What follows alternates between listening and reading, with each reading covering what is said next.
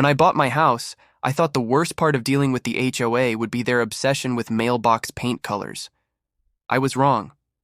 The true insanity began on a Thursday morning when I came home from a business trip and found my backyard covered in folding chairs. Dozens of them. White ones. Arranged in neat little rows like they were waiting for guests. Then I noticed the arch.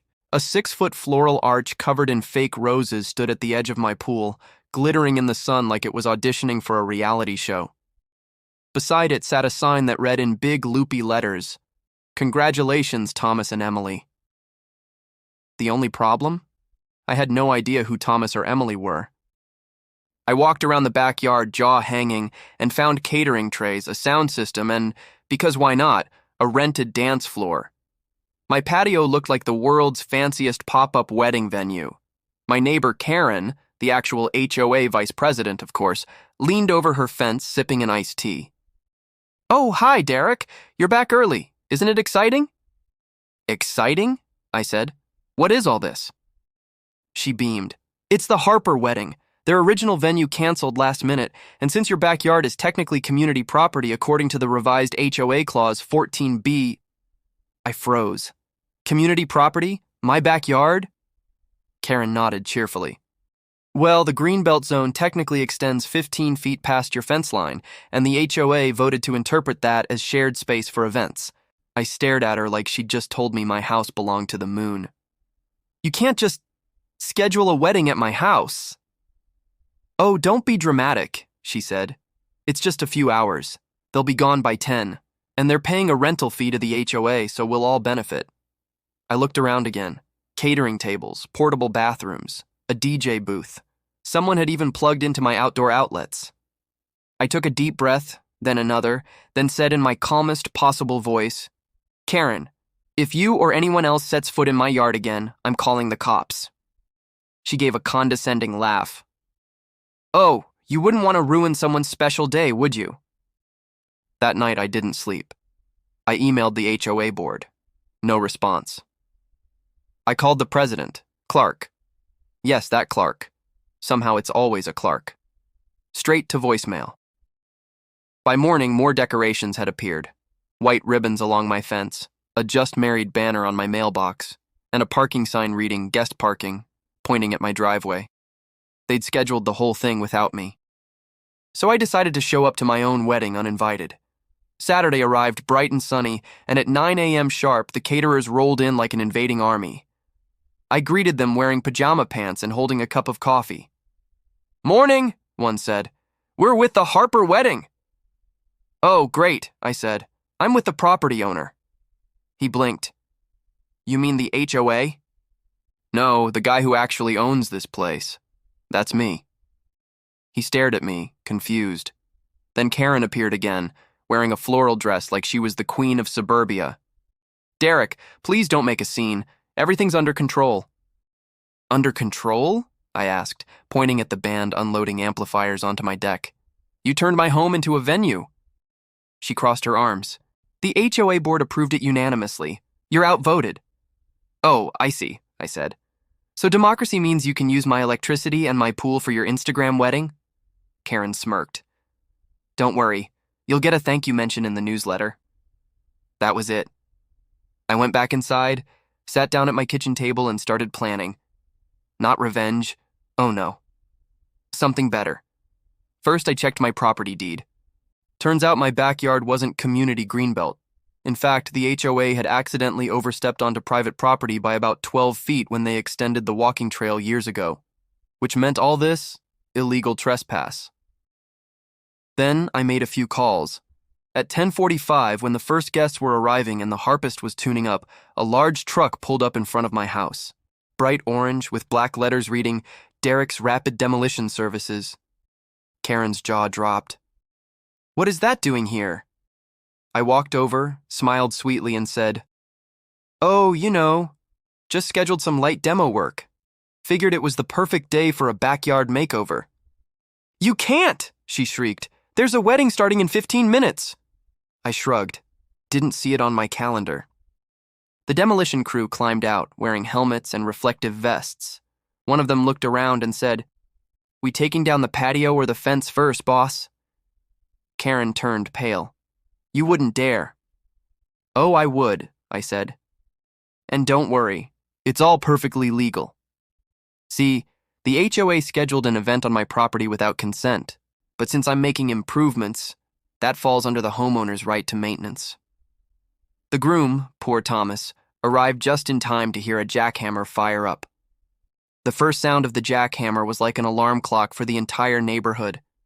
Guests froze mid-conversation. The harpist stopped plucking. Karen sprinted across the grass, heels stabbing into the turf like angry tent pegs. Turn that thing off, she screamed. The foreman looked at me. I gave a polite thumbs up. The jackhammer kept going. Chunks of my old patio started flying. The crew had marked the legal boundary lines with neon paint. Everything on my side was fair game. Sparks danced, dust flew, and the floral arch quivered like it was reconsidering its life choices. The groom, Thomas, stumbled forward, looking like he'd just seen his wedding get eaten by an action movie. Sir, we're supposed to start in 10 minutes. I sipped my iced coffee. Then you better talk to the HOA. They seem to be in charge today. Karen's face turned the exact shade of the fake roses on that arch. You're being unreasonable, Derek. This is someone's special day. Exactly, I said. Mine. She blinked. What? Yeah. I'm celebrating my new right to say no. Big milestone. Thought I'd do something memorable, like take down this illegal patio extension the HOA built last year without permits. I motioned to the crew, and they started on the far fence. The guests gasped. The DJ shut off his speaker. Somewhere a toddler started crying. The bride, poor Emily, arrived at that very moment in a white convertible. She stepped out, took one look at the chaos, and shouted, "What is happening?" Karen ran to her, arms flailing. Don't worry, it's just, routine maintenance. Maintenance, Emily shrieked, pointing at the excavator backing up. You booked my wedding at a construction site? Thomas looked like he wanted to crawl into the nearest shrub. Meanwhile, one of my crew guys, a big dude named Tony, walked over holding a clipboard. Boss, the power line to the gazebo's not on your circuit. It's coming from that HOA pole. Karen spun. That's community property, Tony grinned. Then I guess it's getting community demolition. She screamed.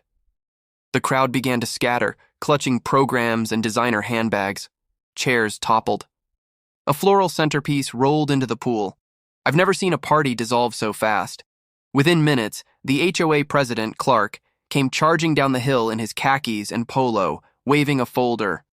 Derek, stop this madness right now. You're destroying association property. Correction, I said, pointing at the deed copy pinned to my clipboard. You're standing on my property. He skimmed the document, went pale, and muttered something that sounded suspiciously like a prayer. Then the police arrived. 2 squad cars pulled up with their lights flashing. The officers stepped out, clearly torn between confusion and curiosity. One of them asked, Sir, can you explain what's going on here? Sure, I said. The HOA here scheduled a commercial event on my private land without consent, violating trespass law and zoning codes. So I'm exercising my legal right to remove unauthorized structures. Karen jumped in, voice high and sharp. He's ruining a wedding. The officer blinked. A wedding? Thomas and Emily, now covered in dust, nodded miserably. The second officer rubbed his temples. So the HOA booked a wedding on this man's property and didn't get permission? Karen folded her arms. We had a majority vote. He sighed. Ma'am, that's not how property rights work. Clark tried to salvage his dignity. Can't we just come to an understanding? Oh, we will, I said, pulling out my phone. My lawyer's been recording this entire event via the security cameras. The first officer raised an eyebrow. You've got documentation? Every minute, I said, including the HOA's contractor plugging into my electrical outlet without permission. Theft of service, by the way. The cops looked at each other. Then slowly, the officer turned to Karen. Ma'am, I think you'd better cancel this event. Karen sputtered. But, ma'am... She deflated like a pool float. The officers politely told everyone to pack up. The caterers fled first, muttering apologies. The DJ started dismantling his equipment. Guests carried chairs to their cars. The bride sat on a cooler, mascara streaking, muttering, "I can't believe this is real life." I felt a little bad for her. She'd just been collateral damage in a suburban civil war, but then again, she hadn't exactly done her venue research. Once the crowd cleared, Clark approached me, trying for diplomacy. "Look, Derek, maybe we overstepped. How about we reimburse you for the inconvenience?" I smiled. "Oh, I'll be invoicing the HOA, with interest." He frowned. "Interest? Yep, usage fees, power consumption, trespass penalties, cleanup costs, and emotional damages. I think 25 grand should cover it." His jaw dropped. "That's outrageous." "Is it?" I said sweetly. "Because that's exactly how much you charged the Harpers for this venue. Seems fair to return the favor." He opened and closed his mouth like a fish, then stormed off, muttering about calling lawyers. The demolition crew finished sweeping the debris. I tipped them extra. Tony gave me a fist bump. "Man, that was the best gig we've ever had." I grinned. "Wait until you see phase 2. Because while they were arguing and evacuating guests, I'd noticed something interesting. The HOA's community storage shed, where they kept all their event supplies, was technically sitting on my parcel line. If they wanted to play property games, I could play too. That evening, as the sun set over the wrecked patio and scattered rose petals, I sent one final email to the HOA Board. "Dear neighbors, as of 6 p.m., all unauthorized HOA structures encroaching on Lot 27, my property, are scheduled for removal tomorrow at 9 a.m. You're welcome to relocate any belongings beforehand. Sincerely, Derek, Maintenance Mode, Miller." I hit send, leaned back, and smiled as the ping of panic messages began lighting up my inbox. By morning, the HOA group chat had gone nuclear. I woke up to 74 unread messages, mostly variations of, "You can to do this," and "We need to call an emergency board meeting." My favorite came from Clark himself. "Cease all demolition activities immediately. The HOA is seeking legal counsel." I smiled, sipped my coffee, and looked out at my backyard. The wreckage of yesterday Aussie's wedding venue glistened in the early light. Ribbons tangled in rebar, petals floating in the pool, a toppled floral arch lying like a defeated giant. At precisely 9 a.m., Tony's demolition truck rolled up again. "Round 2? He asked, grinning. "Round 2, I said. We headed to the HOA's storage shed, a faded white structure perched behind the walking trail. Inside were all their toys, folding tables, Christmas decorations, spare mailboxes, and naturally, a community event banner with Karen's name embroidered on it. According to the surveyor's map, the shed was 8 feet onto my property. I double-checked 3 times. Legally speaking, it was mine now. Tony revved the mini excavator. "You want it gone clean or messy?" "Let's go cinematic," I said. He winked and started prying the shed's panels apart. Metal shrieked, birds scattered. Within minutes, the whole thing was a pile of twisted siding and glittering tinsel. Right on cue, Karen came power-walking down the path like she was storming a castle. "What do you think you're doing?" "Morning," I called. "Just removing unauthorized structures." "You can't. That's HOA property." I pointed to the deed in my hand. "Not anymore." She yanked out her phone. "I'm calling the police again." "Great," I said. "They can help document the trespass." The crew was loving it. Tony even found the HOA's holiday lights tangled around a plastic reindeer and held it up like a trophy. "Want to keep this?" "Nah," I said. "Donate it to charity. Maybe they'll appreciate it more than the HOA does." By the time the cops arrived, the shed was gone and the ground was neatly leveled. The same officer from the wedding got out of the car, took one look, and sighed. "You again?" he asked. "Yep," I said cheerfully. "Still maintaining my property." Karen launched into a tirade about vandalism and destruction of community assets. The officer held up a hand. "Ma'am, he's within his rights. You might want to get your property lines checked before scheduling any more events." Karen looked ready to combust. When she realized she couldn't stop me legally, she switched tactics. That afternoon, the HOA issued a formal notice of neighbor misconduct to every house in the subdivision. The letter accused me of creating a hostile environment and compromising community spirit. They even fined me $1,000. That was their mistake.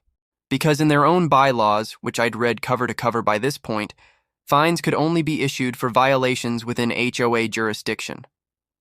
And now that the property survey confirmed the HOA had overstepped onto private land, my entire lot was exempt until new boundaries were recorded. Translation: they had zero authority over me. So I did what any reasonable homeowner would do. I printed their fine, framed it, and hung it above my fireplace. Then I went a step further. I made a website, HOAhighlights.com. Within 24 hours, I uploaded photos of the illegal wedding, the demolition, and the HOA storage shed takedown, complete with timestamps and Karen's direct quotes. I added the headline, "When the HOA throws a wedding on your lawn, you throw a party on theirs." It went viral. Reddit, TikTok, local news, everyone loved it. Comments poured in, "This man's my spirit animal." "Bro just dropped the HOA expansion pack DLC. I'd pay to see this movie." By the next morning, a news van was parked outside my house. A reporter approached me with a microphone. "Mr. Miller, is it true you demolished an HOA structure as retaliation for an unauthorized wedding?" I smiled for the camera. "Retaliation? No, I was just improving my property." Karen, of course, was fuming on live TV behind me. "He's turning our neighborhood into a circus," the reporter grinned. "It seems the internet disagrees. Your HOA's been trending for 12 hours straight." Clark tried to do damage control. He released a public statement claiming it was all a misunderstanding. Unfortunately for him, the video footage of the wedding setup and my yard full of strangers told a different story. The HOA's reputation tanked. People started canceling their membership payments. By the end of the week, the board called an emergency meeting to address public relations challenges. They invited me, thinking I'd back down. I accepted, wearing a Hawaiian shirt and mirrored sunglasses just to make it cinematic. Clark began with forced calm. "Derek, this has gone far enough. The HOA is losing credibility." "Credibility?" I said. "You mean after trespassing, illegal events, and misuse of funds?" Karen snapped. "You're exploiting this for attention." "Attention?" I said, leaning back. "I'm getting justice.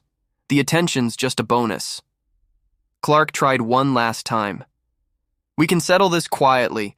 If you take down the website, we'll waive the fine and reimburse you for cleanup." I pretended to think about it.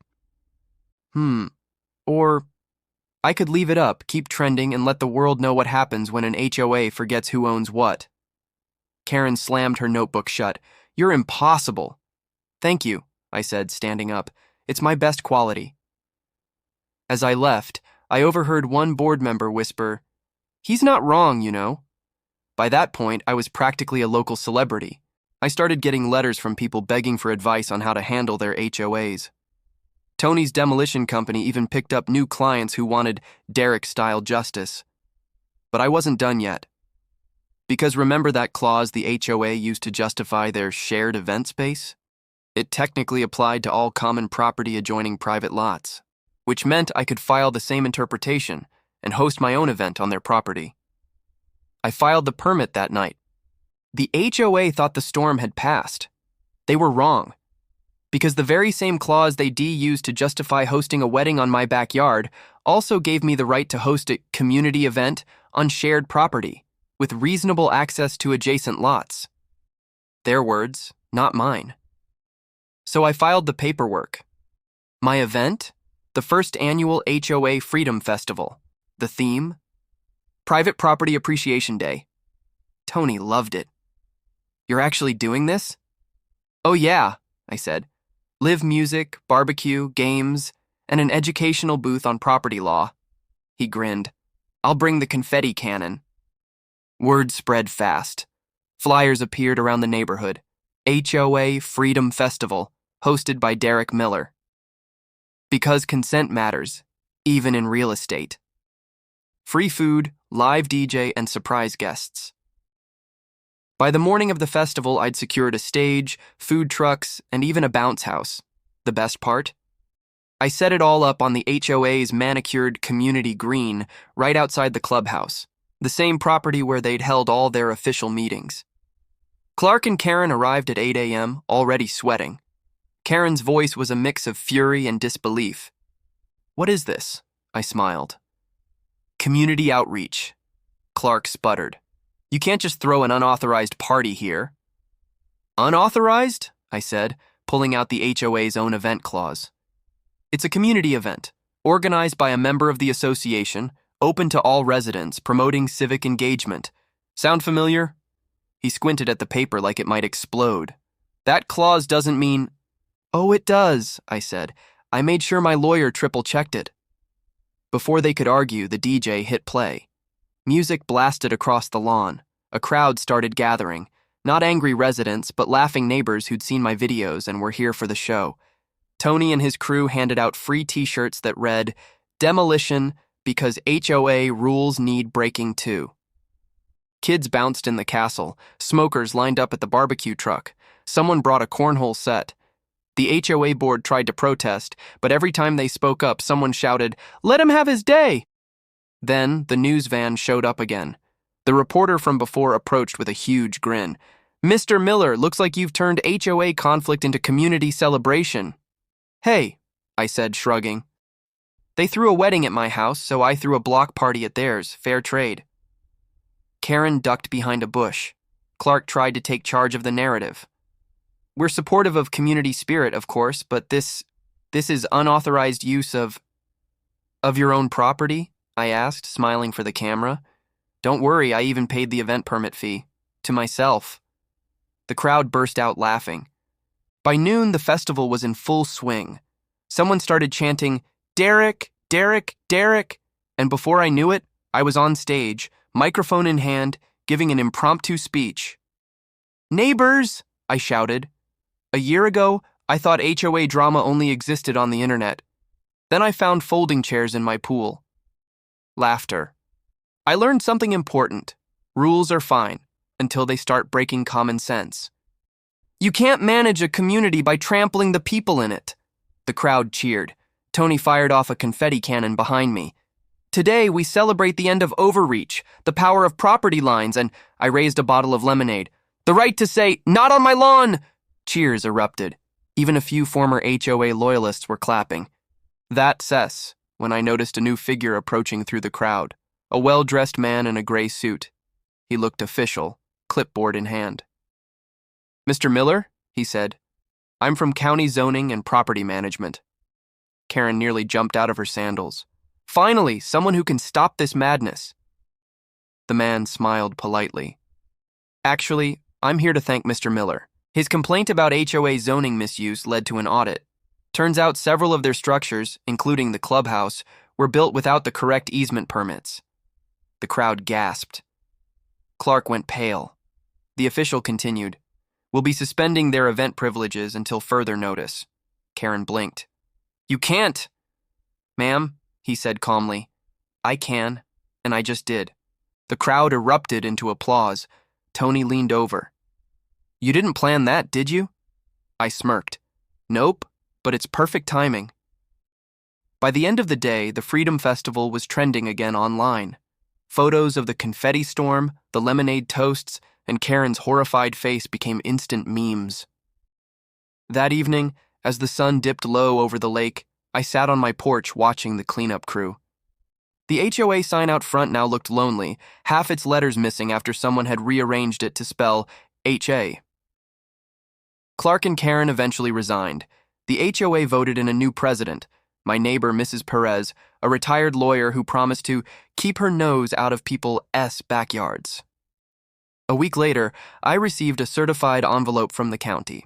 Inside was a formal letter recognizing me for civic engagement and local governance accountability. I framed it right next to the HOA's fine. Tony stopped by that evening with beers. "So what now? You've taken down a wedding, an HOA, and half a shed. What's next?" I grinned. "Peace and quiet," he laughed. "You sure you can handle that?" "Probably not," I said, leaning back in my chair. But if anyone ever tries to throw another wedding in my yard... Tony raised his bottle. Demolition? Demolition, I agreed, clinking bottles. As night settled over the quiet neighborhood, the air smelled faintly of barbecue and victory. The HOA sign creaked in the breeze, one last reminder of how far they'd pushed it, and how spectacularly it had backfired. And somewhere in a dusty corner of my garage sat a single surviving folding chair from that fateful day. I'd kept it as a souvenir, with a label that read, "In case of unauthorized events, sit back and enjoy the show."